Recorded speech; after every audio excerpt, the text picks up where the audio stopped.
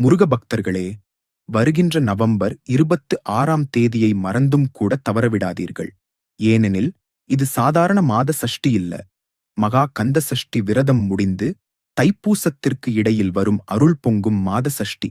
இந்த ஒரு நாளில் செய்யும் நன்னாளான விரதம் 48 நாள் மண்டல விரதத்தின் பலனை உங்களுக்கு வழங்கும் என பழமொழியும் பரம்பரையும் சொல்கிறது. நவம்பர் 25 இரவு 10:36 சஷ்டி துவங்கி அடுத்த நாள் இரவு 10:48 நிறைவடைகிறது. இந்த நேரத்தில் முருகனை நினைத்து மௌன விரதத்தில் இருந்தால் நீங்கள் வேண்டிய ஒன்று அல்ல, வேண்டியது முழுவதும் அடுத்த சஷ்டிக்குள் நிறைவேறும். இந்த நாளில் கடனில் ஒரு சிறு பங்கை கூட செலுத்துங்கள்.